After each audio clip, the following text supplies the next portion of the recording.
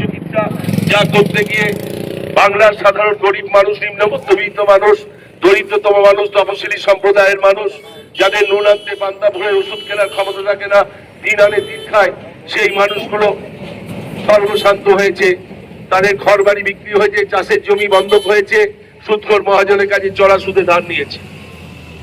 সেই ক্যান্সারের চিকিৎসা মমতা বন্দ্যোপাধ্যায়ের নেতৃত্বে সারা বাংলায় বিনা পয়সায় কেমোথেরাপি, রেডিওথেরাপি, প্যালিয়েটিভ সার্জারি প্রতিষ্ঠিত হয়েছে। আমরা ঐতিহাসিকভাবে 21-এর নির্বাচনের আগে মমতা বন্দ্যোপাধ্যায় ঘোষণা করেছিলেন লক্ষ্মীর ভান্ডার দেবেন।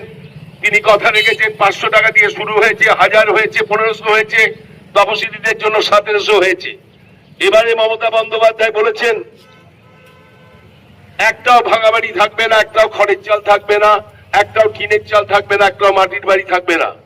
সবাই পাকাপোক্ত বাংলার সমস্ত গরিব মানুষ, নিম্ন মধ্যবিত্ত দরিদ্রতম মানুষ, দারিদ্র সীমার নিচে মানুষ, তপশিলি সম্প্রদায়ের মানুষ, সংখ্যালঘু মুসলমান থেকে আরম্ভ করে নিম্ন মধ্যবিত্ত মানুষ সবাই পাকাপোক্ত বাড়ির ঠিকানা পাবে 2026-এর ঐতিহাসিক নির্বাচনের পরে।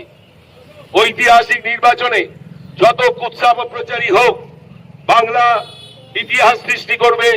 সংসদীয় রাজনীতিতে পশ্চিম বাংলায়, স্বাধীনোত্তর পশ্চিম বাংলায়, স্বাধীনতার পরের বাংলায়